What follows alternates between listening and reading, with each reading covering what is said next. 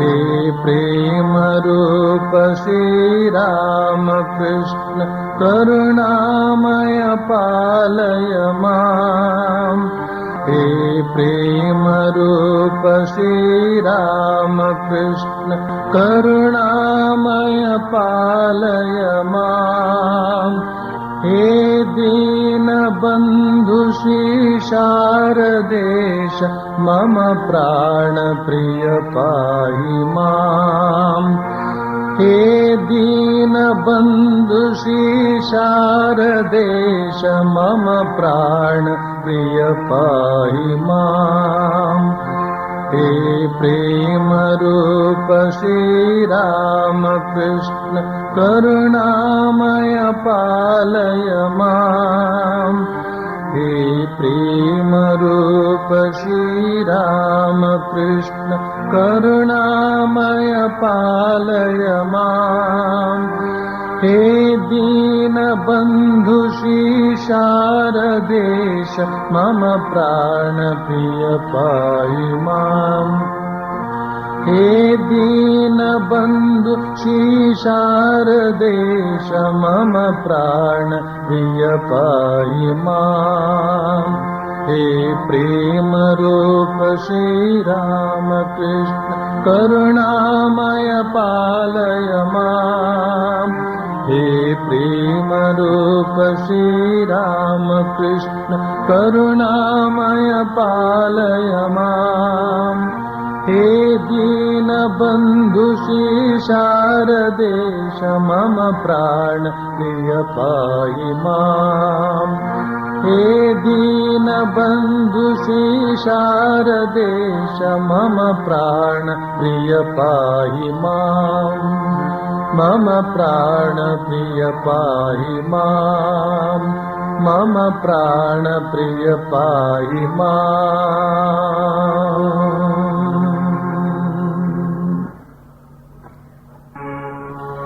संजयागलु तव की पुदुमन दक्षिणेश्वर यात्रेगे परमहंसर तीर्थवाणीय पंच अमृतद पात्रेगे संजयागलु तव की पुदुमन दक्षिणेश्वर यात्रेगे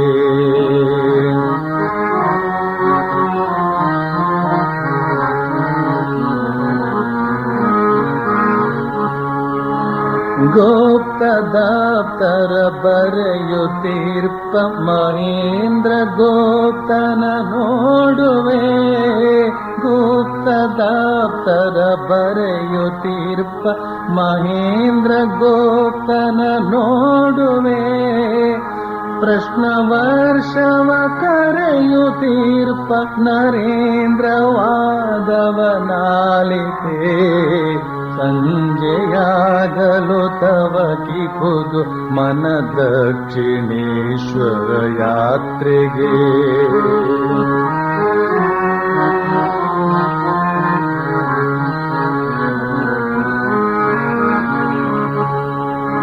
ಅತ್ತ ಕೇಶವ ಚಂದ್ರಸೇನನ ಭಕ್ತಿ ನಮನವ ಕಾಣುವೆ ಅತ್ತ ಕೇಶವ ಚಂದ್ರಸೇನನ ಭಕ್ತಿ ನಮನವ ಕಾಣುವೆ ಇತ್ತ ಮತ್ತ ಗಿರೀಶ ಘೋಷನ ಚಂದ್ರ ಚಿತ್ತದಿ ಕೈಯುವೆ ಸಂಜೆಯಾಗಲು ತವ ಕಿ ಖುದು ಮನ ದಕ್ಷಿಣೇಶ್ವರ ಯಾತ್ರೆಗೆ ಪರಮಹಂಸರ ತೀರ್ಥವಾಣಿಯ ಪಂಚ ಅಮೃತದ ಪಾತ್ರೆಗೆ ಸಂಜೆಯಾಗಲು ತವ ಕಿ ಖುದು ಮನ ದಕ್ಷಿಣೇಶ್ವರ ಯಾತ್ರೆಗೆ ಸಂಜೆಯಾಗಲು ತವ ಕಿ ಖುದು ಮನ ದಕ್ಷಿಣೇಶ್ವರ ಯಾತ್ರೆಗೆ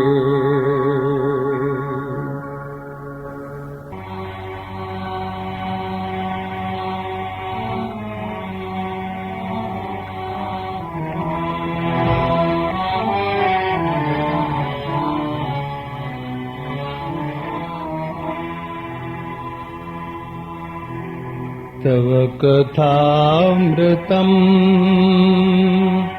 ತಪ್ತ ಜೀವನಂ ಕವಿಭಿರೀಡಿತಂ ಕಲ್ಮಷಾಪಹಂ ಶ್ರವಣಮಂಗಲಂ ಶ್ರೀಮದಾತತಂ ಕೃಷ್ಣ ಭುವಿ ಗೃಹಣಂತಿ ತೇ ಭೂರಿದಾ ಜನಾ.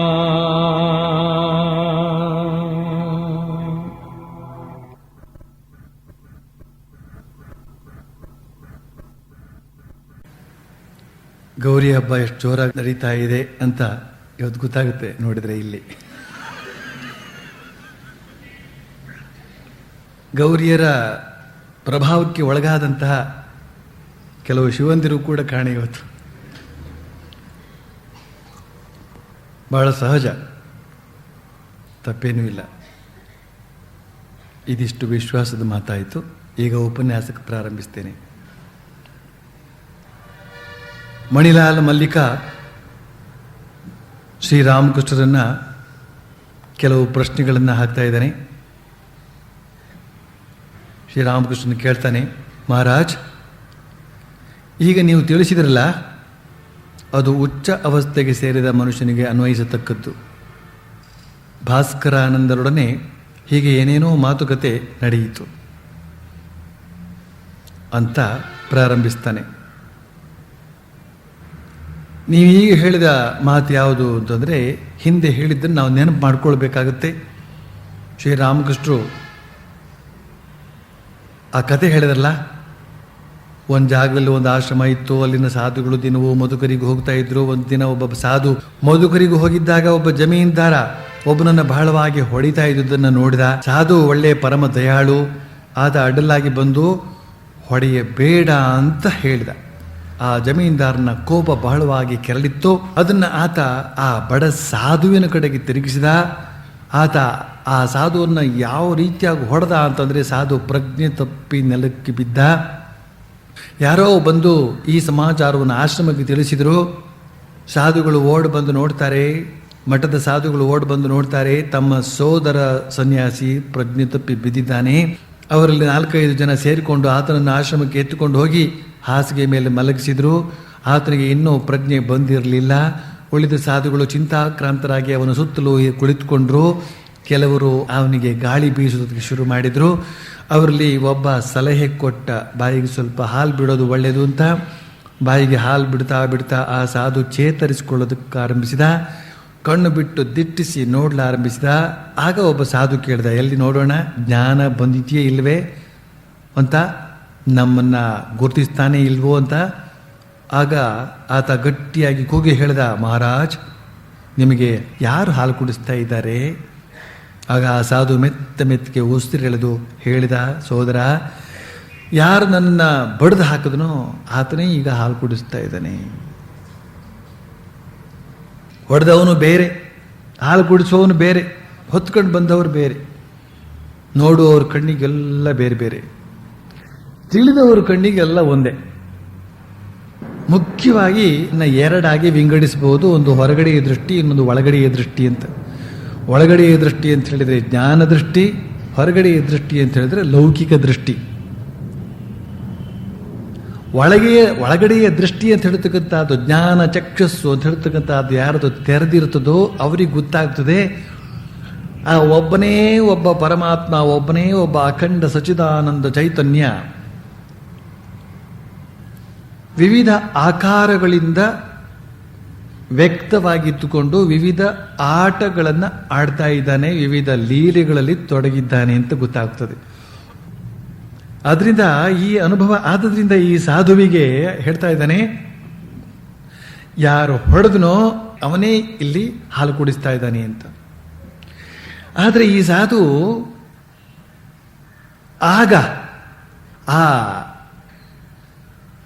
ಜಮೀನ್ದಾರ ಇನ್ನೊಬ್ಬನನ್ನು ಹೊಡಿತಾ ಇದ್ನಲ್ಲ, ಆಗ ಕೂತ್ಕೊಂಡು ಯಾಕೆ ತಮಾಷೆ ನೋಡಬಾರ್ದಾಗಿತ್ತು. ಹೊಡೆಯೋನೋ ಒಬ್ಬನೇ, ಹೊಡೆಸ್ಕೊಳ್ಳೋನೋ ಒಬ್ಬನೇ ಅಂತ ಈ ಒಬ್ಬನೇ ಕೂತ್ಕೊಂಡು ನೋಡ್ತಾ ಇದ್ದಿದ್ರೆ ಎಷ್ಟು ಚೆನ್ನಾಗಿರ್ತಿತ್ತು. ಇಲ್ಲೇ ನಮ್ಗೆ ಕೆಲವು ಸರ್ತಿ ಅರ್ಥವಾಗದೇ ಇರೋದು. ಅವನಿಗೆ ಕನಿಕರ ಯಾತಕ್ಕೆ ಬರಬೇಕು? ಪಾಪ ಒಬ್ಬನೇ ಪರಮಾತ್ಮ ಹೊಡೆಸ್ಕೊಳ್ತಾ ಇದ್ದಾನೆ, ಅವನಿಗೆ ಹೊಡೆಸ್ಕೊಳ್ಳೋದಕ್ಕೆ ಇಷ್ಟ, ಹೊಡೆಸ್ಕೊಳ್ತಾ ಇದ್ದಾನೆ, ಅವನೇ ಜಮೀನ್ದಾರನಾಗಿ ಹೊಡಿತಾ ಇದ್ದಾನೆ ಅಂತಂದ್ರೆ ಈ ಸಂದರ್ಭದಲ್ಲಿ ನಾವು ಶ್ರೀರಾಮಕೃಷ್ಣರ ಜೀವನದ ಒಳಹೊಕ್ಕು ನೋಡಿದಾಗ ಇಂತಿಂಥ ಆಧ್ಯಾತ್ಮಿಕ ಸಾಕ್ಷಾತ್ಕಾರ ಆಗಿರುವ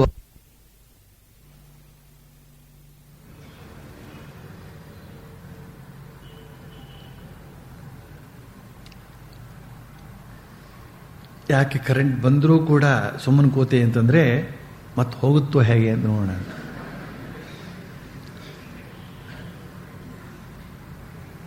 ನಮ್ಮ ಕರ್ನಾಟಕ ಸರ್ಕಾರದಲ್ಲಿ ಯಾವುದು ನೆಚ್ಚಿಗೆ ಇಲ್ಲ ನೋಡಿ, ಅದಕ್ಕೋಸ್ಕರ ಪಾಪ ಅವನು ಪರಮಾತ್ಮನೇ, ಅವನಿಗೆ ಯಾತಕ್ಕೆ ನಾವು ಹೇಳೋದು? ಅದೇ ಹೇಳಿದ್ರೆ ತಪ್ಪೇನಿಲ್ಲ, ನಾವು ಪರಮಾತ್ಮರೇ. ಹೀಗೆ ವೇದಾಂತ ಅಂತ ಹೇಳ್ತಕ್ಕಂಥದ್ದು ಈ ತರ ಹೋಗ್ತಾ ಇರ್ತದೆ.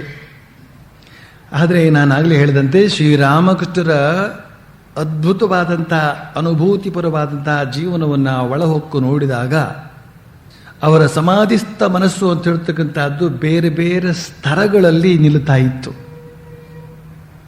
ಅದ್ವೈತ ಸ್ತರದಲ್ಲಿ ನಿಂತಾಗ ಒಂದು ಬಗೆಯ ವ್ಯವಹಾರ ಅವರದ್ದು, ಅಲ್ಲಿ ವ್ಯವಹಾರ ಇಲ್ಲ, ವ್ಯವಹಾರ ಇಲ್ಲದಿರುವಂಥ ವ್ಯವಹಾರ.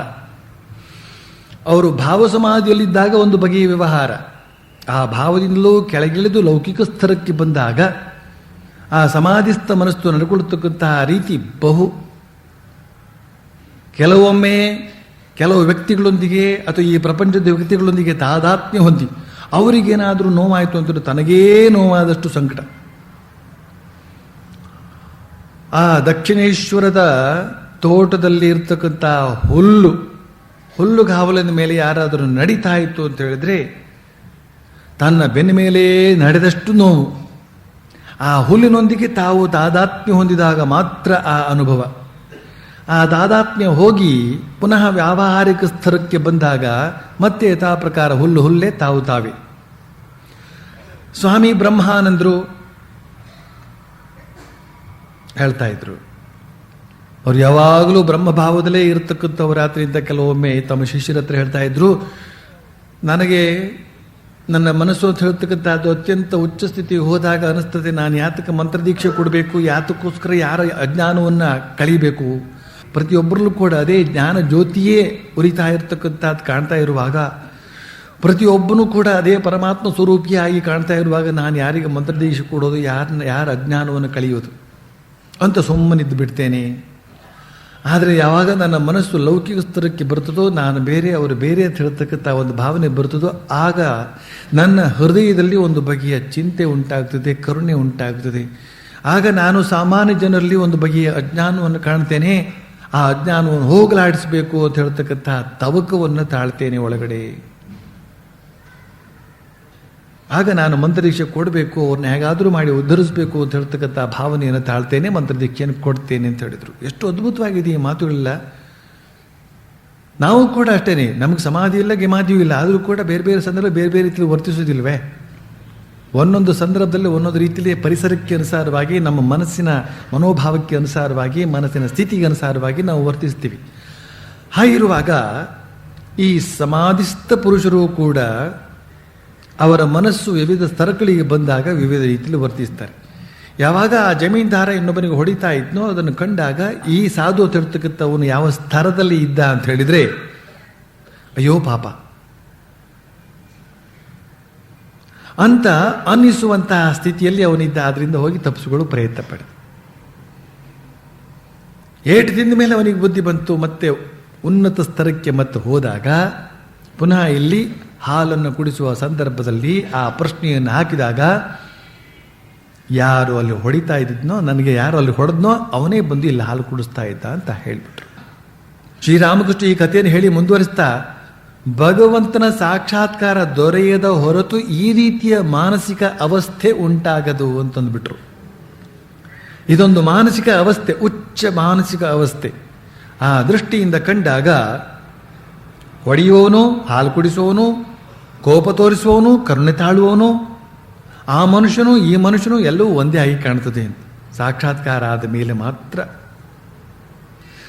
ಸಾಕ್ಷಾತ್ಕಾರ ಆದವರ ಮಾತೇ ಬೇರೆ, ಸಾಕ್ಷಾತ್ಕಾರ ಆಗದೇ ಇರುವವರ ಮಾತೇ ಬೇರೆ ಅಂತನ್ನೋದು ಇಲ್ಲೆಲ್ಲ ನಮ್ಗೆ ಗೊತ್ತಾಗ್ತದೆ. ಶ್ರೀರಾಮಕೃಷ್ಣ ಈ ಮಾತನ್ನು ಹೇಳಿದಾಗ ಮಣಿಲಾಲ್ ಹೇಳ್ತಾನೆ, ಮಹಾರಾಜ್ ಈಗ ನೀವು ತಿಳಿಸಿದ್ರಲ್ಲ, ಅದು ಉಚ್ಚ ಅವಸ್ಥೆಗೆ ಸೇರಿದ ಮನುಷ್ಯನಿಗೆ ಮಾತ್ರ ಅನ್ವಯಿಸ್ತಕ್ಕದ್ದು. ಭಾಸ್ಕರಾನಂದರೊಡನೆ ಹೀಗೆ ಇನ್ನೂ ಏನೇನೋ ಮಾತುಕತೆ ನಡೆಯಿತು. ಭಾಸ್ಕರಾನಂದರು ಅಂದರೆ ಯಾರು? ಕಾಶಿಯಲ್ಲಿ ಈ ಮಣಿಲಾಲ ಭೇಟಿಯಾದಂತಹ ಒಬ್ಬ ಸಾಧು, ಬಹಳ ದೊಡ್ಡ ಸಾಧು. ಶ್ರೀರಾಮಕೃಷ್ಣ ಆಗ ಹೇಳ್ತಾರೆ, ಆತ ಯಾರ ಮನೆಯಲ್ಲಾದರೂ ಇದ್ದಾನೆಯೇ? ಆ ಸಾಧು, ಆತ ಅಂದರೆ ಆ ಸಾಧು ಯಾರ ಮನೆಯಲ್ಲಾದರೂ ಇದ್ದಾನೆಯೇ? ಮಣಿಲಾಲ ಹೇಳ್ತಾನೆ, ಹೌದು, ಒಬ್ಬ ಭಕ್ತನ ಮನೆಯಲ್ಲಿ ಇದ್ದಾನೆ. ಶ್ರೀರಾಮಕೃಷ್ಣ ಹೇಳ್ತಾರೆ, ವಯಸ್ಸೆಷ್ಟು? ವಯಸ್ಸೆಷ್ಟು ಅಂದರೆ ಯಾರದ್ದು? ಮನೆಯವರದ್ದು, ಈ ಸಾಧುಗಳದ್ದು? ಸಾಧುಗಳದ್ದು. ಹಾಗೆ ಅರ್ಥ ಮಾಡ್ಕೋಬೇಕು. ಸಾಧುಗಳು ವಯಸ್ಸೆಷ್ಟೋ? ಮಣಿಲಾಲ ಹೇಳ್ತಾನೆ 55 ಇರಬಹುದು. ಶ್ರೀರಾಮಕೃಷ್ಣ ಹೇಳ್ತಾರೆ, ಇನ್ನೇನಾದರೂ ಮಾತುಕತೆ ನಡೆಯುತ್ತೆ? ಮಣಿಲಾಲ ಹೇಳ್ತಾನೆ, ಭಕ್ತಿಯನ್ನು ಬೆಳೆಸ್ಕೊಳ್ಳೋದು ಹೇಗೆ ಅಂತ ನಾನು ಪ್ರಶ್ನೆ ಹಾಕಿದೆ ಅವರಿಗೆ. ಅವ್ರು ಹೇಳಿದ್ರು, ಭಗವನ್ ನಾಮ ಜಪ ಮಾಡು, ರಾಮನಾಮ ಜಪ ಮಾಡು ಅಂತ ಹೇಳಿದರು ಅಂತಂದ. ಇದನ್ನು ಕೇಳಿದಂತಹ ಶ್ರೀರಾಮಕೃಷ್ಣ ಹೇಳಿದರು, ಇದು ಬಹಳ ಒಳ್ಳೆಯ ಬುದ್ಧಿವಾದ. ತಕ್ಷಣ ಒಪ್ಕೊಂಡ್ರು. ಭಕ್ತಿಯನ್ನು ಬೆಳೆಸ್ಕೊಳ್ಳೋದು ಹೇಗೆ ಅಂತ ಕೇಳಿದ್ದಕ್ಕೆ ಆ ಸಾಧುಗಳು, ಭಾಸ್ಕರಾನಂದ ಸ್ವಾಮಿಗಳು ಏನು ಹೇಳಿದ್ರಂತೆ, ಬೇರೆ ಇನ್ನೇನು ಹೇಳಿಲ್ಲ, ಭಗವನ್ ನಾಮ ಜಪ ಮಾಡು, ರಾಮನಾಮ ಜಪ ಮಾಡು ಅಂತ ಹೇಳಿದ್ದಿಷ್ಟೇನೆ. ಇದನ್ನು ಹೇಳಿದ ತಕ್ಷಣ ಶ್ರೀರಾಮಕೃಷ್ಣ ಇದು ಬಹಳ ಒಳ್ಳೆಯ ಬುದ್ಧಿವಾದ ಅಂತ ಒಪ್ಕೊಂಡ್ಬಿಟ್ರು.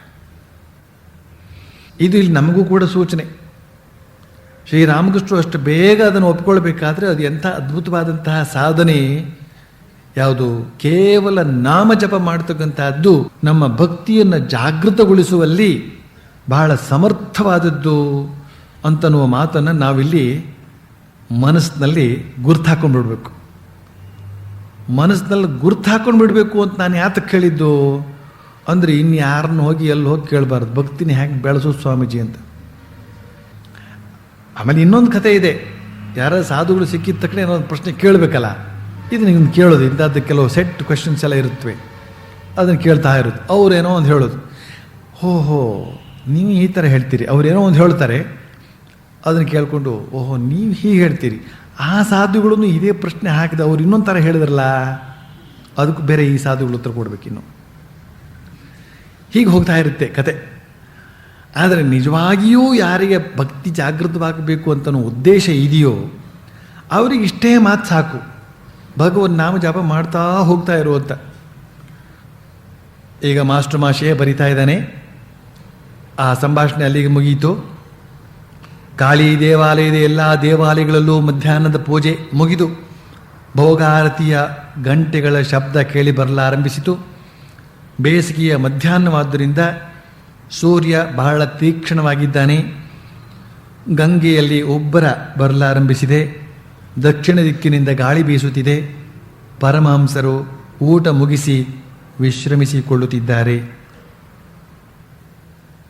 ಇದು ಒಂದಷ್ಟು ಅಂಶ, ಅಂದರೆ ಆ ಸಮಯದ್ದು ಅಂತ ಅರ್ಥ. ಈಗ ಮುಂದಿನ ವಾಕ್ಯಗಳನ್ನು ಬರೀತಾನೆ. ರಾಖಾಲ್ನ ಊರು ಇರುವುದು ಬಸಿರ್ಹಾಟ್, ಅದರ ಹತ್ರ. ಗ್ರೀಷ್ಮ ಋತುವಿನಲ್ಲಿ ನೀರಿಗೆ ಬಹಳ ಕಷ್ಟ ಅಂತ ಇದೊಂದು ವಾಕ್ಯ ಮಾಸ್ಟರ್ ಮಹರ್ಷಿ ಹಾಕ್ಬಿಟ್ಟ. ಅದು ಯಾತಕ್ಕೆ ಹಾಕ್ಬಿಟ್ಟ ಅಂತ ಹೇಳಿದರೆ ಮುಂದೆ ಗೊತ್ತಾಗುತ್ತೆ. ಶ್ರೀರಾಮಕೃಷ್ಣರು ಮಣಿಲಾಲ್ನಿಗೆ ಹೇಳ್ತಾರೆ. ಈಗ ಮಣಿಲಾಲ ಏನು ಹೇಳ್ತಾರೆ? ರಾಕಾಲ ಹೇಳ್ತಾ ಇದ್ದಾನೆ, ಅವರ ಊರಿನಲ್ಲಿ ನೀರಿನ ಅಭಾವ ಬಹಳ ಅಧಿಕ ಅಂತ. ನೀನು ಯಾಕೆ ಅಲ್ಲೊಂದು ಕೊಳ ತೋರಿಸ್ಬಾರ್ದು? ಅದು ಬಹಳ ಜನರಿಗೆ ಉಪಕಾರ ಮಾಡಿದಂತಾಗುತ್ತದೆ ಅಂತ ಹೇಳ್ತಾ ತಕ್ಷಣ ಅವರಿಗೆ ಒಂದು ಒಳಗಡೆ ಏನೋ ಭಾವನೆ ಬಂದಾಗಾಯ್ತು ಅಂತ ಕಾಣುತ್ತೆ. ನಗ್ತಾ ನಗ್ತಾ ಹೇಳ್ತಾರೆ, ಈಗ ನಿನ್ನಲ್ಲಿ ತುಂಬ ಹಣ ಇದೆ, ಇಟ್ಕೊಂಡು ಏನು ಮಾಡ್ತೀಯೇ? ಆದರೆ ಒಂದು ಮಾತು ಕೇಳಿದ್ದೇನೆ, ಗಾಣಿಗರು ತುಂಬ ಲೆಕ್ಕಾಚಾರದ ಬುದ್ಧಿಯವರು ಅಂತ. ಅಂತಂದ್ಬಿಟ್ರು. ಇಷ್ಟು ಮಾತುಗಳು ಆಗ್ಬಿಟ್ರು.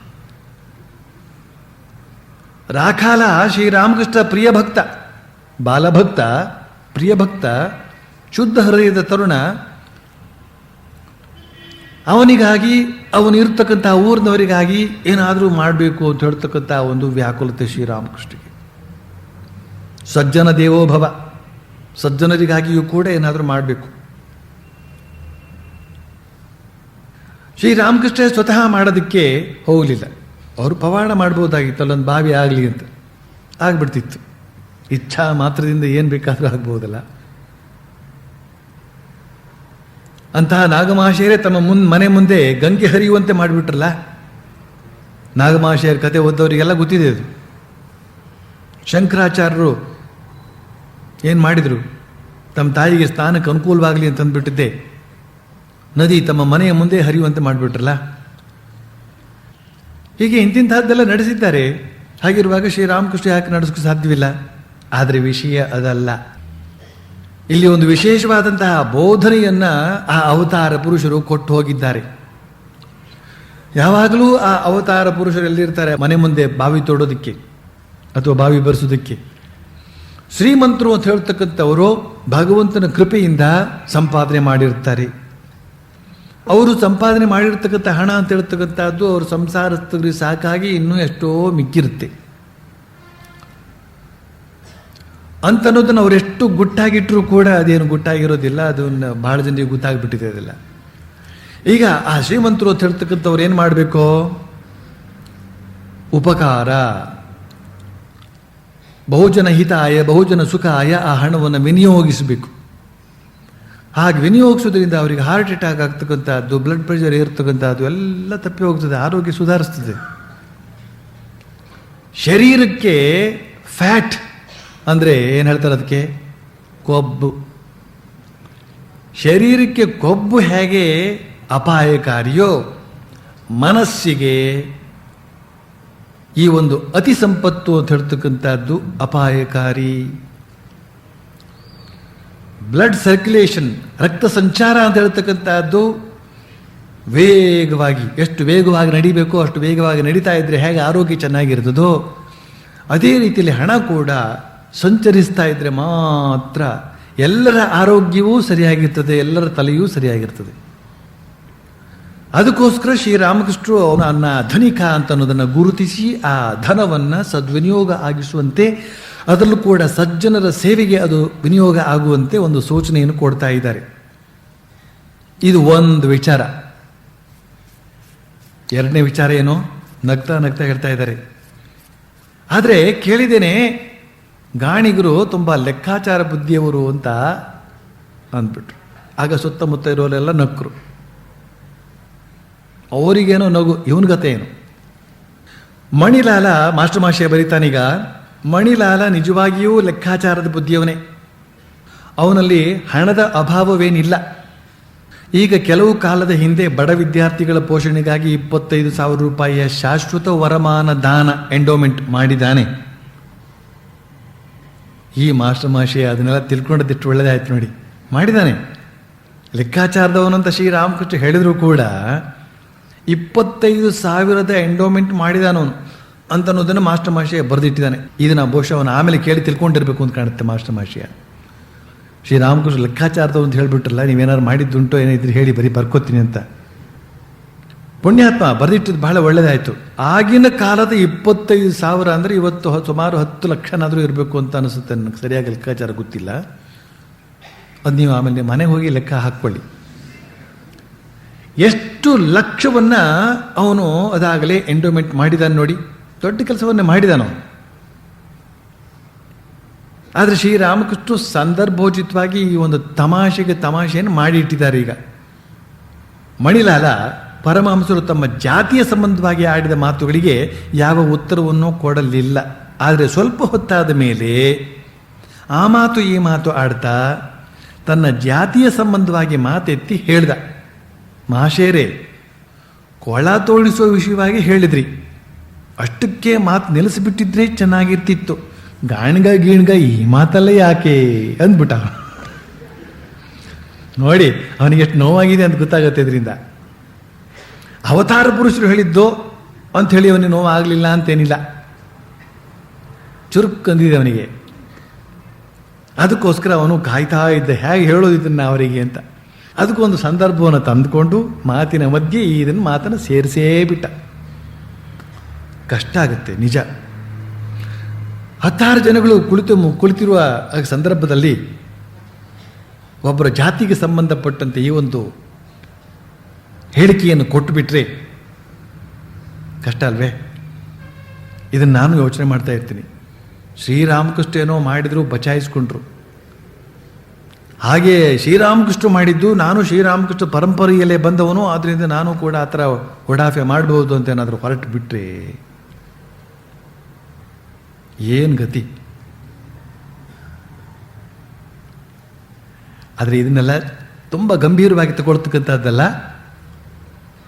ಹಾಗೆ ಅಂತ ತಗೊಳ್ಳದೆ ಇರುವಂಥದ್ದು ಅಲ್ಲ. ಈಗ ಭಕ್ತರು ತಮ್ಮೊಳಗೆ ನಗ್ತಾ ಇದ್ದಾರೆ. ಆ ಮಡಿಲಾಲ ಆ ಥರ ಹೇಳಿದಾಗ ಪರಮಹಂಸರು ಕೂಡ ನಗ್ತಾ ಇದ್ದಾರೆ. ನಕ್ಕು ಅಲ್ಲಿಗೆ ಆ ವಿಷಯ ನಿಂತೋಯ್ತು. ಬಳಿಕ ಸ್ವಲ್ಪ ಹೊತ್ತಾದ ಮೇಲೆ ಕೆಲವು ಮಂದಿ ಹಿರಿಯ ಬ್ರಾಹ್ಮ ಭಕ್ತರು ಕೊಠಡಿಯನ್ನು ಪ್ರವೇಶಿಸಿದರು ಅಂತ ಮಾಸ್ಟರ್ ಬರೀತಾನೆ. ಕೊಠಡಿ ಭಕ್ತರಿಂದ ತುಂಬಿದೆ. ಪರಮಹಂಸರು ಉತ್ತರಾಭಿಮುಖವಾಗಿ ತಮ್ಮ ಹಾಸಿಗೆಯ ಮೇಲೆ ಕುಳಿತಿದ್ದಾರೆ. ನಗ್ತಾ ನಗ್ತಾ ಬಹಳ ಆನಂದದಿಂದ ಬ್ರಾಹ್ಮ ಭಕ್ತರೊಡನೆ ಮಾತುಕತೆ ಆಡ್ತಾ ಇದ್ದಾರೆ. ಶ್ರೀರಾಮಕೃಷ್ಣ ಹೇಳ್ತಾರೆ, ನೀವು ಪ್ರೇಮ ಪ್ರೇಮ ಅಂತಲೇ ಇರ್ತೀರಿ, ಅದೇನೋ 3 ಕಾಸಿಗೆ ಸಿಕ್ಕತಕ್ಕದ್ದೇ. ಚೈತನ್ಯ ದೇವನಲ್ಲಿ ಪ್ರೇಮ ಉಂಟಾಗಿತ್ತು. ಅದಕ್ಕೆ ಅಂದರೆ ಆ ಪ್ರೇಮಕ್ಕೆ 2 ವಿಶೇಷ ಗುಣಗಳಿವೆ. ಮೊದಲನೆಯದು, ಅದು ಈ ಜಗತ್ತನ್ನು ಮರೆಯುವಂತೆ ಮಾಡ್ತದೆ. ಭಗವಂತನನ್ನು ಕಂಡರೆ ಬಹಳ ಪ್ರೀತಿ.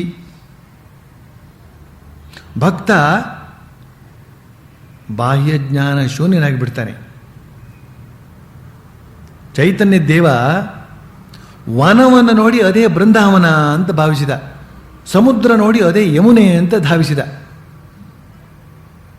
2ನೇ ಲಕ್ಷಣ ಏನು ಅಂತಂದರೆ, ಸ್ವಂತ ದೇಹ ಪ್ರತಿಯೊಬ್ಬನಿಗೂ ಬಹಳ ಪ್ರಿಯವಾದ ವಸ್ತು, ಅದರ ಮೇಲೂ ಮಮತೆ ಇರೋದಿಲ್ಲ. ದೇಹಾತ್ಮ ಬುದ್ಧಿ ಅವನನ್ನು ಒಮ್ಮೆಗೆ ಬಿಟ್ಟು ತೊಲಗಿ ಹೋಗಿಬಿಟ್ಟಿರುತ್ತದೆ ಅಂತ ಹೇಳಿದರು.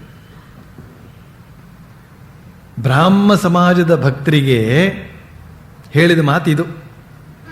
ನೀವು ಪ್ರೇಮ ಪ್ರೇಮ ಅಂತ ಒಂದೇ ಸವನೇ ಹೇಳ್ಕೊತಾ ಇದ್ದೀರಲ್ಲ, ಆ ಪ್ರೇಮ ಏನು 3 ಕಾಸಿಗೆ ಸಿಕ್ಕುವಂಥದ್ದೇ ಅಂತ ಹೇಳಿಬಿಟ್ರು ಮೊದಲು. ಅಂದರೆ ಈ ಪ್ರೇಮ ಅಂದರೆ ನಾವು ದಕ್ಷಿಣ ಭಾರತದವರು ಮುಖ್ಯವಾಗಿ ತಿಳ್ಕೊಳ್ಬೇಕು. ಪ್ರೇಮ ಅಂತ ಹೇಳಿದರೆ ಭಗವಂತನಿಗೆ ಸಂಬಂಧಪಟ್ಟಂತಹದ್ದು ಮಾತ್ರವೇ. ಆದರೆ ಈ ಹೆಣ್ಣು ಗಂಡುಗಳ ಪ್ರೇಮ ಇದೆಯಲ್ಲ, ಅದು ಒಂದು ಬಗೆಯ ಪ್ರೇಮ ನಿಜ. ಆದರೆ ಇಲ್ಲಿ ಶ್ರೀರಾಮಕೃಷ್ಣರು ಹೇಳುವಂತಹ ಸಂದರ್ಭದಲ್ಲಿ ಭಗವತ್ ಪ್ರೇಮ ಅಂತಲೇ ನಾವು ಅದನ್ನು ಬಳಸ್ಕೊಳ್ಬೇಕು. ಈ ಹೆಣ್ಣು ಗಂಡುಗಳ ಪ್ರೇಮದಲ್ಲೂ ಕೂಡ ಸ್ವಲ್ಪ ಪ್ರೇಮ ಇದೆ, ಆದರೆ ಹೆಚ್ಚಿನವೆಲ್ಲ ಕಾಮಕ್ಕೆ ಸಂಬಂಧಪಟ್ಟದ್ದು. ಅದಕ್ಕೋಸ್ಕರ ಈ ಪ್ರೇಮ ಅಂತ ಹೇಳಿದ ತಕ್ಷಣ ಈ ಕಾಮವೇ ನೆನಪಿಗೆ ಬರ್ತದೆ. ಹಾಗಾಗಬೇಕಾಗಿಲ್ಲ. ಬಹಳ ಸ್ಪಷ್ಟವಾದ ಒಂದು ವಾಕ್ಯ ಇದೆ. ಇಂದ್ರಿಯಗಳ ಕಡೆಗೆ, ಶರೀರದ ಕಡೆಗೆ, ಶರೀರೇಂದ್ರಿಯಗಳ ಕಡೆಗೆ ಈ ಮನಸ್ಸು ಧಾವಿಸಿದಾಗ, ಶರೀರೇಂದ್ರಿಯಗಳ ಕಡೆಗೆ ಮನಸ್ಸು ಧಾವಿಸಿ ಶರೀರೇಂದ್ರಿಯಗಳ ವಿಷಯದಲ್ಲಿ ಪ್ರೀತಿ ಇಟ್ಟಾಗ ಅದಕ್ಕೆ ಕಾಮ ಅಂತ ಹೆಸರು. ಅದೇ ಮನಸ್ಸು ಒಳಗಡೆ ಇರುವಂತಹ ಭಗವಂತನ ಕಡೆಗೆ ಓಡಿದಾಗ ಅದಕ್ಕೆ ಪ್ರೇಮ ಅಂತ ಹೆಸರು. ಗಂಡು ಹೆಣ್ಣುಗಳ ಪ್ರೇಮದಲ್ಲೂ ಕೂಡ ಸ್ವಲ್ಪ ಮಟ್ಟಿಗೆ ಒಳಗಡೆ ಪರಮಾತ್ಮ ಇದ್ದೇ ಇದ್ದಾನಲ್ಲ, ಆದ್ದರಿಂದ ಅದನ್ನು ಪವಿತ್ರ ಪ್ರೇಮ ಅಂತ ಎಲ್ಲ ಕರ್ಕೊಂಡು ಅದನ್ನು ಸಂತೋಷ ಪಡ್ತಾರೆ ಅಂತ ಇಟ್ಕೊಳ್ಳಿ. ಅದಕ್ಕೆ ಯಾಕೆ ಭಂಗ ತರೋದು? ನಾವು ಪ್ರೇಮ ಭಂಗ ಯಾಕೆ ಮಾಡಬೇಕು?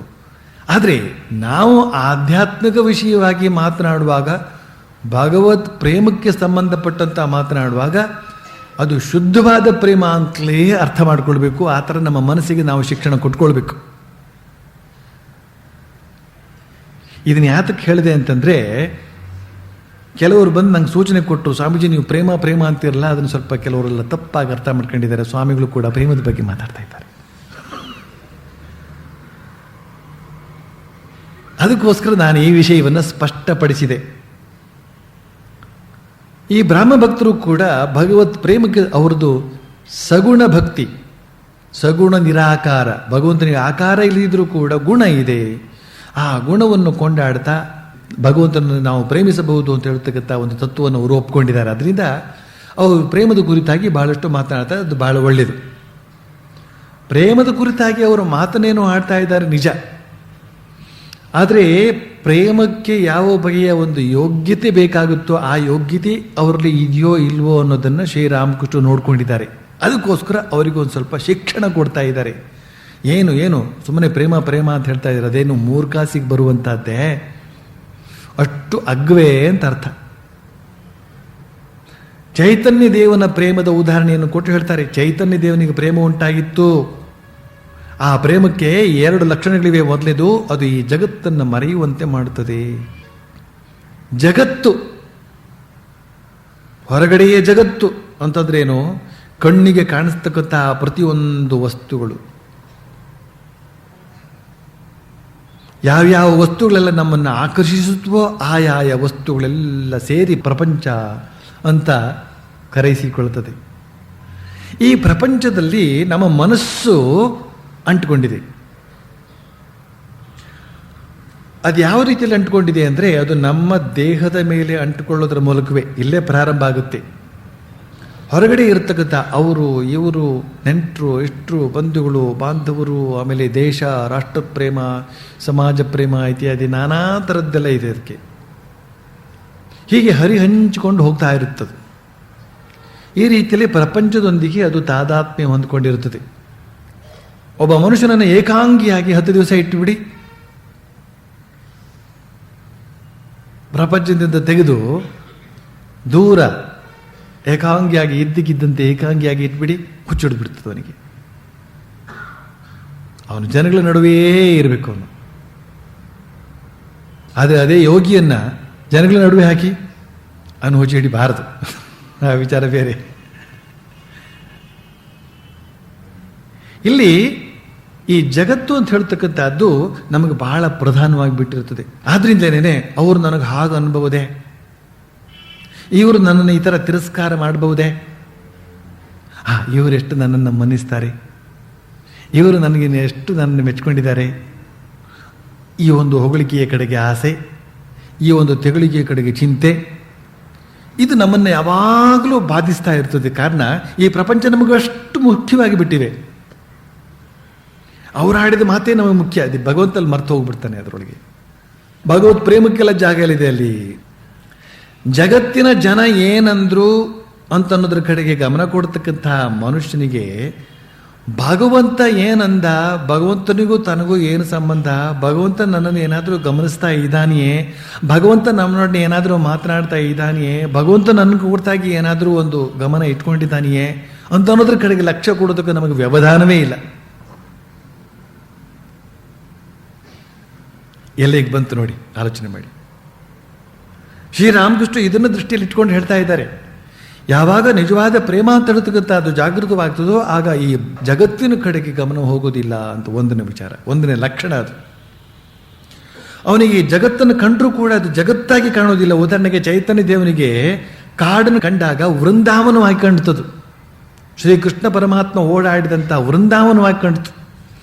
ಸಮುದ್ರವನ್ನು ಕಂಡಾಗ ಯಮುನಾ ನದಿ ಅಂತ ಹೇಳ್ಬಿಟ್ಟು ಅದ್ರೊಳಗೆ ಹೋಗಿ ಬಿದ್ದುಬಿಟ್ರು.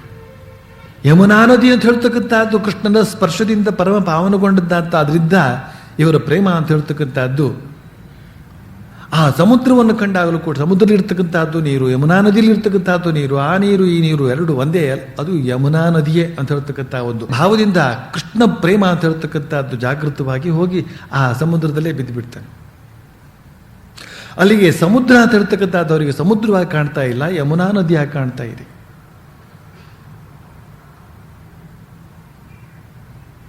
ದೃಷ್ಟಿ ಅಂತ ಹೇಳ್ತಕ್ಕಂಥದ್ದು ಎಷ್ಟು ವ್ಯತ್ಯಾಸಗೊಳ್ಳುತ್ತದೆ ಅಂತ ಹೇಳ್ತಕ್ಕಂಥದ್ದು ನಮ್ಗೆ ಇಲ್ಲಿ ಗೊತ್ತಾಗ್ತದೆ. ಆಮೇಲೆ ಎರಡನೇ ಲಕ್ಷಣವನ್ನು ಹೇಳ್ತಾರೆ, ಸ್ವಂತ ದೇಹ ಅಂತ ಹೇಳ್ತಕ್ಕಂಥದ್ದು ಪ್ರತಿಯೊಬ್ಬರಿಗೂ ಪ್ರಿಯವಾದ ವಸ್ತು ಅಂತ ಹೇಳಿಬಿಟ್ರು ಶ್ರೀರಾಮಕೃಷ್ಣ. ಅದ್ರ ಮೇಲೂ ಕೂಡ ಮಮತೆ ಇರೋದಿಲ್ಲ. ಸ್ವಂತ ದೇಹದ ಮೇಲೆ ಮಮತೆ ಇರತಕ್ಕಂಥ ಅಂಶ ಈಗ ಯಾರಿಗೂ ಗೊತ್ತಿಲ್ಲ. ಕನ್ನಡಿ ಇಟ್ಕೊಂಡು ಮುಖ ನೋಡುತ್ತಾ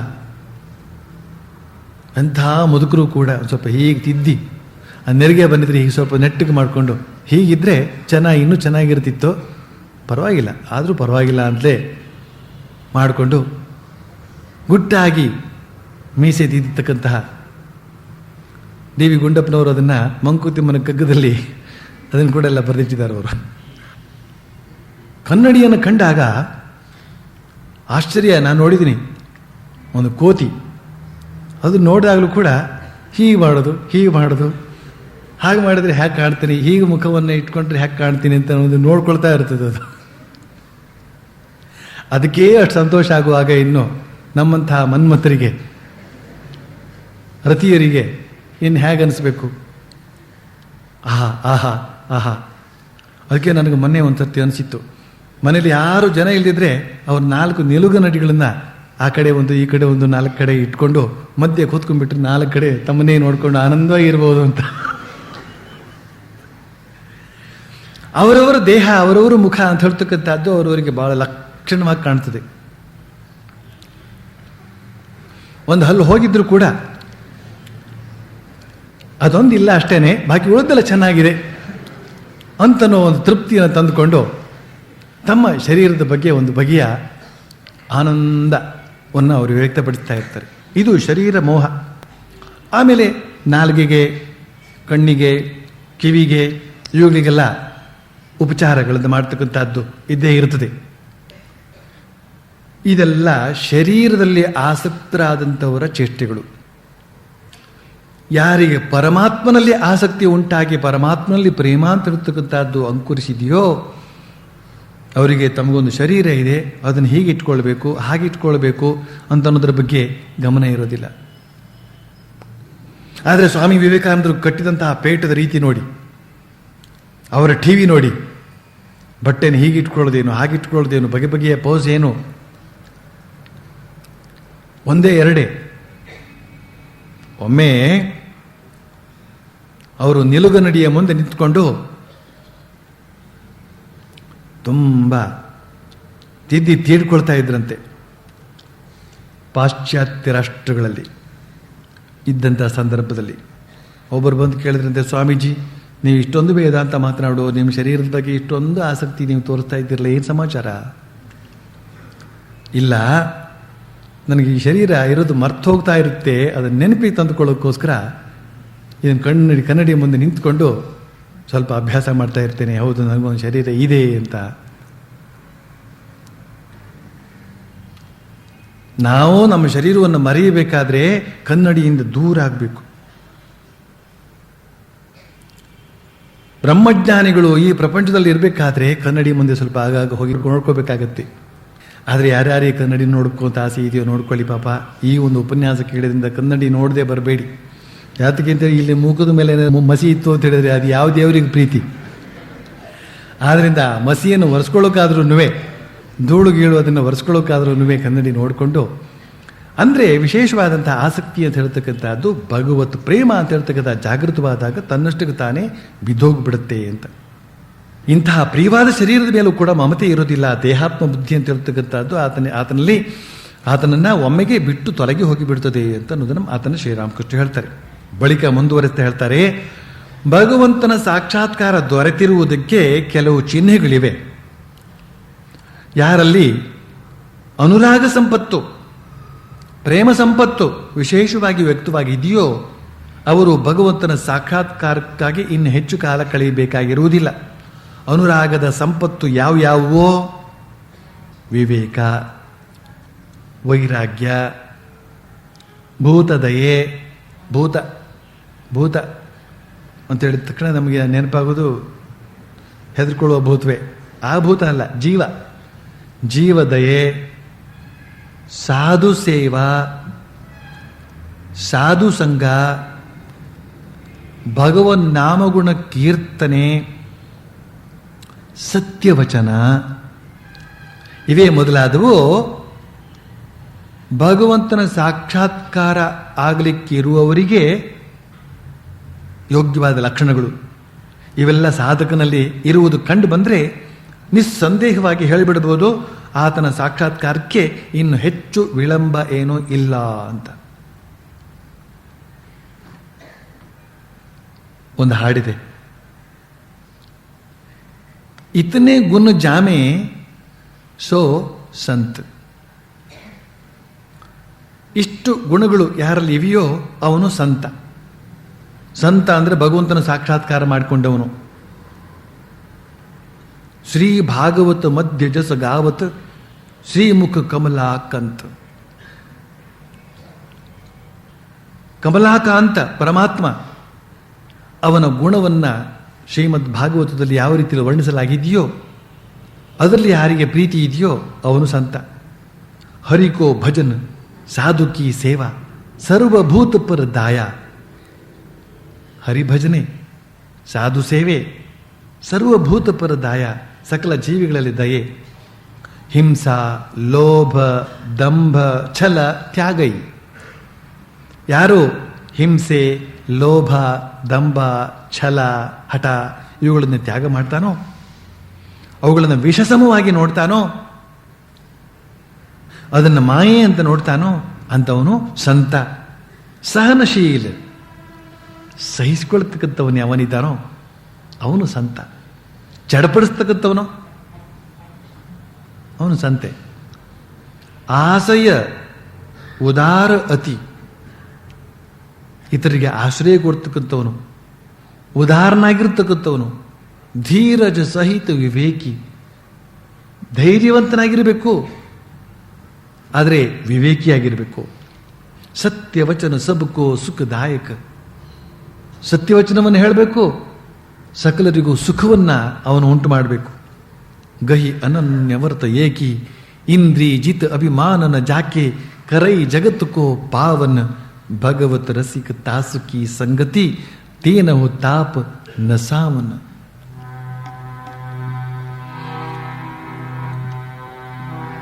इतने गुण जामे सो संत, इतने गुण जामे सो संत. श्री भागवत मध्य जस गावत श्रीमुख कमलाकांत. इतने गुण जामे सो संत.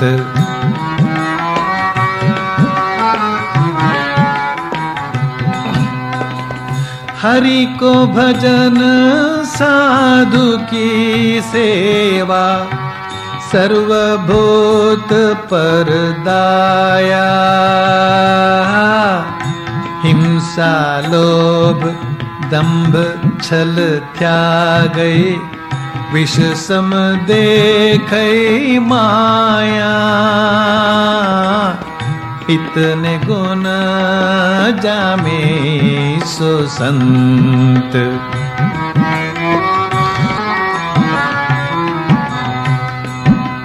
सहनशील आसय उदार अति धीरज सहित विवेकी.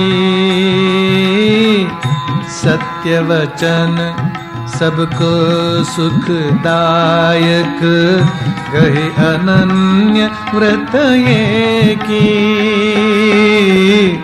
इतने गुण जामे सो संत.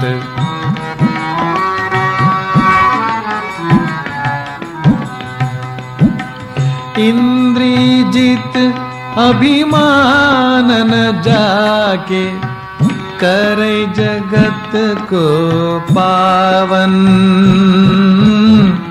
भगवत रसिक तासु की संगति तीनों ताप न सावन. इतने गुण जामे सो संत. इतने गुण जामे सो संत. ಶ್ರೀರಾಮಕೃಷ್ಣ ಮುಂದುವರಿಸ್ತಾ ಹೇಳ್ತಾರೆ, ಸೇವಕನ ಮನೆಯ ವ್ಯವಸ್ಥೆಯೇ ನಿಸ್ಸಂದೇಹವಾಗಿ ತಿಳಿಸಿಬಿಡುತ್ತದೆ. ಅಲ್ಲಿಗೆ ಆತನ ಯಜಮಾನ ಭೇಟಿ ಕೊಡ್ತಾನೆಯೇ ಇಲ್ಲವೇ ಅನ್ನೋದನ್ನು. ಮೊದಲನೇದಾಗಿ ಆಳಿನ ಮನೆಯ ಸುತ್ತಲೂ ಬೆಳೆದಿದ್ದ ಕಾಡೆಲ್ಲ ಹೋಗಿ ಸ್ವಚ್ಛವಾಗಿ ಕಾಣ್ತದೆ. ಎರಡನೆಯದಾಗಿ ಮನೆಯ ಒಳಗೆಲ್ಲ ಸಾರಿಸಿ ಗುಡಿಸಿ ಮಾಡಿ ಅಲಂಕಾರ ಮಾಡಿರುತ್ತದೆ. ಮೂರನೆಯದಾಗಿ ಅಂಗಳ ಪರಿಚ್ಛಿನ್ನವಾಗಿರುತ್ತದೆ. ಕೊನೆಯಲ್ಲಿ ಯಜಮಾನನೇ ಅಲ್ಲಿಗೆ ತನ್ನ ರತ್ನಗಂಬಳಿ, ಗುಡುಗುಡಿ, ಇನ್ನೂ ಏನೇನೋ ವಸ್ತುಗಳನ್ನು ಕಳಿಸಿಕೊಡ್ತಾನೆ. ಇವೆಲ್ಲ ಬರ್ತಿರೋದು ಕಣ್ಣಿಗೆ ಬಿತ್ತು ಅಂದರೆ ಜನ ನಿಸ್ಸಂದೇಹವಾಗಿ ಭಾವಿಸಿಕೊಳ್ತಾರೆ, ಯಜಮಾನ ಈ ಮನೆಗೆ ಭೇಟಿ ಕೊಡ್ತಾ ಇದ್ದಾನೆ ಅಂತ. ಅದ್ಭುತವಾದಂಥ ಒಂದು ಉದಾಹರಣೆ ಇದು. ಭಗವಂತನ ಸಾಕ್ಷಾತ್ಕಾರ ಒಬ್ಬರಿಗೆ ಆಗುತ್ತೋ ಇಲ್ವೋ ಅಂತ ಅನ್ನೋದನ್ನ ಅವನ ಮೂತಿ ಕಂಡು ಹೇಳ್ಬೋದು ಅಂತ ಅರ್ಥ. ಸ್ವಲ್ಪ ಗ್ರಾಮ್ಯವಾಗಿ ಮಾತನಾಡೋದಿದ್ರೆ ಹೇಳಿದ್ರು ನಾನು. ಬಾಯಿ ಬಿಟ್ಟರು ಬಣ್ಣಗೇಡು ಅಂತ ಹೇಳೋದಿಲ್ವೇ? ಒಬ್ಬನ ವ್ಯಕ್ತಿತ್ವ ಅಂತ ಹೇಳ್ತಕ್ಕಂಥದ್ದು ಯಾವ ರೀತಿಯಲ್ಲಿ ಇರ್ತದೆ ಅಂತ ಅನ್ನೋದ್ರ ಮೂಲಕ ಅವನು ಸಭ್ಯನೋ ಅಸಭ್ಯನೋ, ಶಿಷ್ಟನೋ ದುಷ್ಟನೋ, ಭಕ್ತನೋ ಅಭಕ್ತನೋ ಎಲ್ಲ ಹೇಳ್ಬಹುದು. ಇಲ್ಲಿ ಭಗವಂತ ಯಾರಿಗೆ ದರ್ಶನ ಕೊಡೋದಕ್ಕೆ ಸಂಕಲ್ಪ ಮಾಡಿದಾನೋ ಅವನ ಒಂದು ಲಕ್ಷಣ ಯಾವ ರೀತಿಯಲ್ಲಿ ಇರ್ತದೆ, ಅವನ ಸಂದರ್ಭ, ಅವನ ಸುತ್ತಮುತ್ತ ಪರಿಸ್ಥಿತಿ ಯಾವ ಥರ ಇರ್ತದೆ, ಅವನ ಶರೀರ ಯಾವ ಥರ ಇರ್ತದೆ, ಅವರ ಮನಸ್ಸು ಯಾವ ಥರ ಇರ್ತದೆ, ಅವನ ಅಂತರಂಗ ಯಾವ ಥರ ಇರ್ತದೆ, ಅವನ ಭಾವನೆ ಎಲ್ಲ ಯಾವ ಥರ ಇರ್ತದೆ ಅಂತನ್ನೋದನ್ನ ಈ ಉದಾಹರಣೆಯ ಮೂಲಕ ಕೊಡ್ತಾ ಇದ್ದಾರೆ ಶ್ರೀರಾಮಕೃಷ್ಣ. ಬಹಳ ಸ್ವಾರಸ್ಯವಾಗಿದೆ. ಏನು ಹೇಳ್ತಾ ಇದ್ದಾರೆ ಇನ್ನೊಂದ್ಸತಿ ಓದೋಣ. ಸೇವಕನ ಮನೆಯ ವ್ಯವಸ್ಥೆಯೇ ನಿಸ್ಸಂದೇಹವಾಗಿ ತಿಳಿಸಿಬಿಡುತ್ತದೆ ಅಲ್ಲಿಗೆ ಆತನ ಯಜಮಾನ ಭೇಟಿ ಕೊಡ್ತಾನೆಯೇ ಇಲ್ಲವೇ ಅನ್ನೋದನ್ನ. ಸೇವಕನ ಮನೆಯ ಯಜಮಾನ ಆ ಸೇವಕನ ಮನೆಗೆ ಬರುವುದಂತೆ. ಸೇವಕ ಅವನಿಗೊಬ್ಬ ಪ್ರಭು, ಒಡೆಯ. ಆ ಒಡೆಯ ಹೇಗಿರ್ಬೇಕಾಗುತ್ತೆ? ಏನು ವೈಭವ, ಏನು ಸಂಭ್ರಮ, ಏನು ಶ್ರೀಮಂತಿಕೆ. ಅಂಥವನು ಇವ್ರ ಮನೆಗೆ ಬರಬೇಕಾದ್ರೆ, ಬಂದು ಕೂತ್ಕೊಳ್ಬೇಕಾದ್ರೆ ಅದೆಲ್ಲ ಗಲೀಜಾಗಿತ್ತು ಅಂತಂದ್ರೆ, ಅವ್ಯವಸ್ಥಿತವಾಗಿತ್ತು ಅಂತಂದ್ರೆ ಅವನು ಬರೋಕ್ಕಾಗತ್ತೆಯೇ? ಸಾಧ್ಯವಿಲ್ಲ. ಚೊಕ್ಕಟವಾಗಬೇಕಾಗತ್ತೆ. ಅದನ್ನೆಲ್ಲ ಕ್ರಮಾಗತವಾಗಿ ಹೇಳ್ತಾ ಇದ್ದಾರೆ ಶ್ರೀರಾಮಕೃಷ್ಣ. ಮೊದಲನೇದಾಗಿ ಆ ಆಳಿನ ಮನೆಯ ಸುತ್ತಲೂ ಬೆಳೆದಿದ್ದ ಕಾಡೆಲ್ಲ, ಪಾರ್ಥೇನಿಯಂ ಎಲ್ಲ ಹೋಗಿ ಸ್ವಚ್ಛವಾಗಿ ಕಾಣುತ್ತದೆ.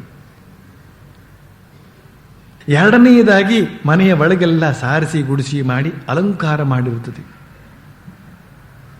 ಮೂರನೇದಾಗಿ ಅಂಗಳ ಪರಿಶುಭ್ರವಾಗಿರುತ್ತದೆ. ಅಂಗಳ, ಮನೆ ಎದುರುಗಡೆ ಇರತಕ್ಕಂಥ ಸ್ವಲ್ಪ ಜಾಗ. ಕೊನೆಯಲ್ಲಿ ಅಲ್ಲಿಗೆ ಮುಗಿಲಿಲ್ಲ ಅದೆಲ್ಲ. ಆ ಯಜಮಾನ ಬಂದು ಅಲ್ಲಿ ಕುಳಿತುಕೊಳ್ಬೇಕಲ್ಲ. ಯಜಮಾನ ಕುಳಿತುಕೊಂಡ್ರೆ ಅವನಿಗೆ ಗುಡಿ ತಕ್ಷಣ ಗುಡುಗುಡಿ ಸೇದೋದಕ್ಕೆ ಬೇಕಲ್ಲಿ.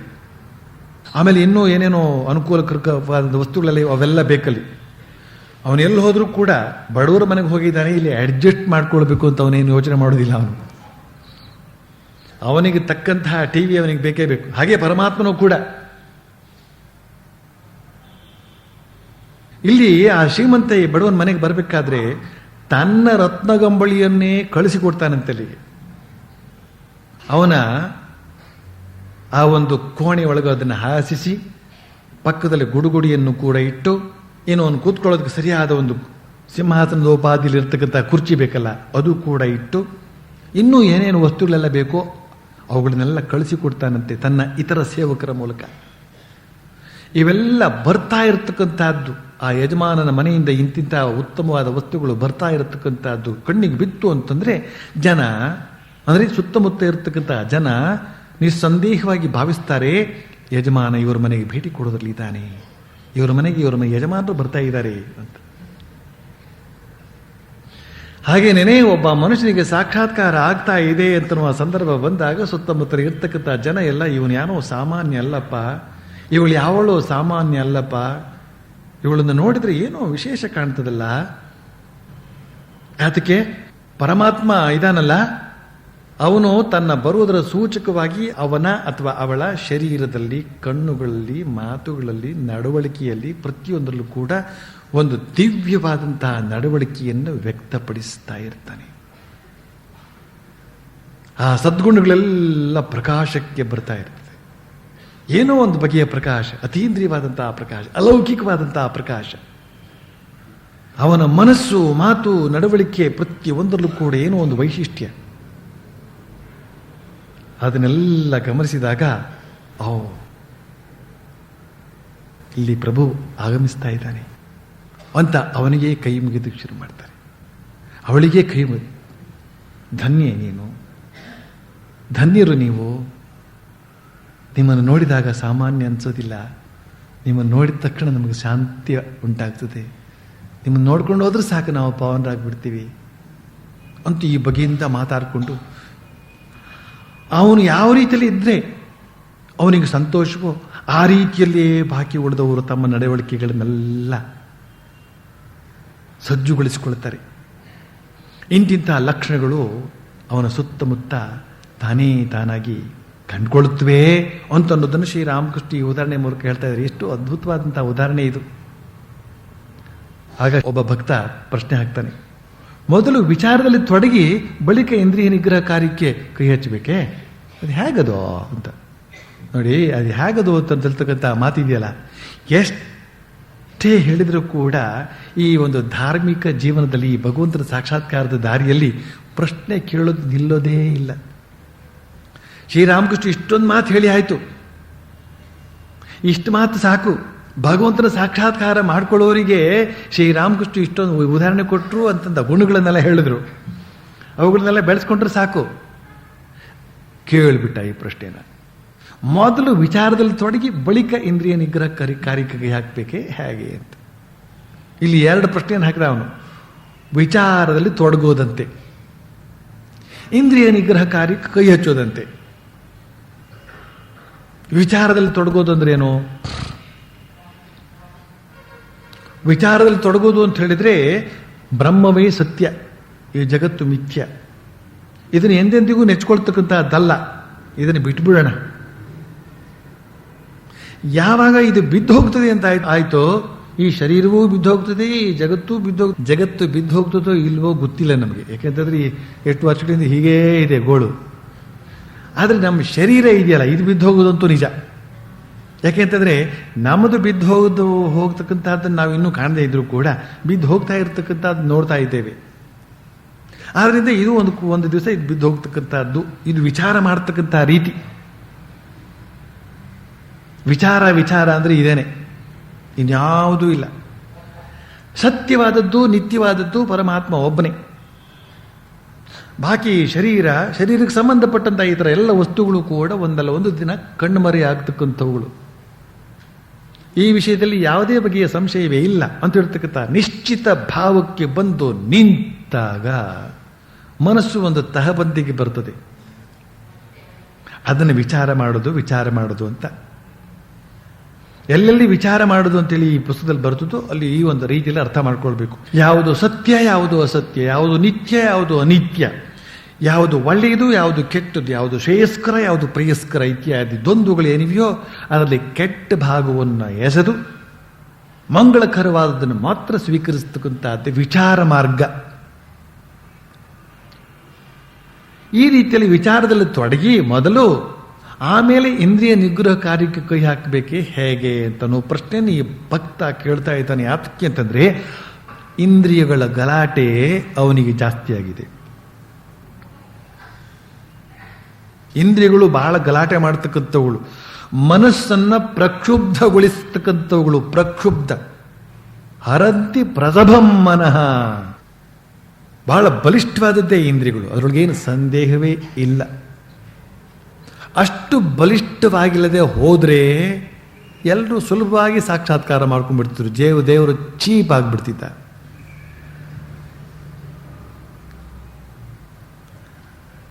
ದೊಡ್ಡ ಸವಾಲನ್ನು ಇಟ್ಟಿದ್ದಾನೆ ಪರಮಾತ್ಮ. ಭಗವಂತನನ್ನು ಮೀರಿಸಬಲ್ಲ ಶಕ್ತಿಯನ್ನು ವ್ಯಕ್ತಗೊಳಿಸುವಂತಹ ಇಂದ್ರಿಯಗಳ ಸಮೂಹದಲ್ಲಿ ನಾವೆಲ್ಲ ಸಿಕ್ಕಿಕೊಂಡಿದ್ದೇವೆ. ನೋಡು ಒಂದು ಕೈ ಸಾಧ್ಯವಿದ್ರೆ ಅಂತ. ಅದಕ್ಕೋಸ್ಕರ ಈ ಮನುಷ್ಯನು ಕೂಡ ಅದೇ ಕಷ್ಟದಲ್ಲಿ ಸಿಕ್ಕೋಕೊಂಡಿದ್ದಾನೆ. ಅದರಿಂದ ಶ್ರೀರಾಮಕೃಷ್ಣ ಅಷ್ಟೊಂದು ಉದಾಹರಣೆಗಳನ್ನೆಲ್ಲ ಕೊಟ್ಟರೂ ಕೂಡ ಮೂಲಕ್ಕೆ ಬರ್ತಾ ಇದ್ದಾನೆ. ಅದಕ್ಕೆ ಪದೇ ಪದೇ ಅವನಿಗೆ ತೊಂದರೆ ಕೊಡ್ತಕ್ಕಂಥದ್ದು ಇದು ಇಂದ್ರಿಯಗಳ ಚೇಷ್ಟೆಗಳು. ಮತ್ತೆ ಮತ್ತೆ ಶರೀರ ಪ್ರಜ್ಞೆಗೆ ನಮ್ಮನ್ನು ಎಳೆದು ಬಿಡುತ್ತವೆ. ಆದ್ದರಿಂದ ಮೊದಲು ವಿಚಾರದಲ್ಲಿ ತೊಡಗಿ ಮನಸ್ಸನ್ನು ಸಿದ್ಧಗೊಳಿಸಿಕೊಂಡು ಆಮೇಲೆ ಇಂದ್ರಿಯ ನಿಗ್ರಹಕ್ಕೆ ಕೈ ಹಾಕಬೇಕೇ, ಅಥವಾ ಮೊದಲೇ ಇಂದ್ರಿಯವನ್ನು ನಿಗ್ರಹ ಮಾಡಿ ಆಮೇಲೆ ಇದನ್ನು ಈ ವಿಚಾರ ಮಾಡಬೇಕೇ ಅಂತ. ಅದಕ್ಕೆ ಶ್ರೀರಾಮಕೃಷ್ಣ ಏನು ಹೇಳ್ತಾರೆ, ಅದು ಒಂದು ಮಾರ್ಗ, ವಿಚಾರ ಮಾರ್ಗ. ಭಕ್ತಿ ಮಾರ್ಗದಿಂದಲೂ ಅಂತರಿಂದ್ರಿಯ ನಿಗ್ರಹ ತನಗೆ ತಾನೇ ಆಗ್ತದೆ, ಸಹಜವಾಗಿಯೇ ಆಗ್ತದೆ. ಭಗವಂತನಲ್ಲಿ ಪ್ರೀತಿ ಅಧಿಕವಾದಷ್ಟು ಇಂದ್ರಿಯ ಸುಖ ಸಪ್ಪೆಯಾಗಿ ತೋರಿ ಬರಲಾರಂಭಿಸುತ್ತದೆ. ತಂದೆ ತಾಯಿಗಳು ಎಂದು ತಮ್ಮ ಮಗುವನ್ನು ಕಳೆದುಕೊಂಡು ದುಃಖಕ್ರಾಂತರಾಗಿದ್ದಾರೋ ಅಂದೇ ಅವರನ್ನು ವಿಷಯ ಸುಖ ಆಕರ್ಷಿಸಬಲ್ಲುದೇ ಅಂತನೋ ಮಾತನ್ನ ಶ್ರೀರಾಮಕೃಷ್ಣ ಉತ್ತರ ರೂಪವಾಗಿ ಕೊಟ್ಟರು. ಇದನ್ನು ಸ್ವಲ್ಪ ವಿವರಿಸಿ ನೋಡಬೇಕು, ನಾವು ಒಳಹೊಕ್ಕು ನೋಡಬೇಕು. ಬಹಳ ಅದ್ಭುತವಾದ ವಾಕ್ಯವನ್ನು ಹೇಳಿದರು. ಇಷ್ಟನ್ನೇ ಕೇಳಿ ಹೀಗೆ ಅರ್ಥ ಮಾಡಿಕೊಂಡ್ರೆ ಸಾಕು. ಆದರೆ ಅರ್ಥ ಮಾಡಿದರೆ ಇನ್ನಷ್ಟು ಮಹತ್ವ ನಮ್ಮ ಅರಿವಿಗೆ ಬರ್ತದೆ. ಅದನ್ನು ಮುಂದಿನ ಶನಿವಾರ ನೋಡೋಣ. ಓಂ ಪ್ರಿಯತಾಂ ಪುಂಡರೀಕಾಕ್ಷ ಸರ್ವಯಜ್ಞೇಶ್ವರೋ ಹರಿ ತಸ್ಮಿನ್ ಸ್ತುಷ್ಟೇ ಜಗತ್ತುಷ್ಟಂ ಪ್ರೇಣಿತೆ ಪ್ರೇಣಿತಂ ಜಗತ್. ಹರಿ ಓಂ ತತ್ಸತ್.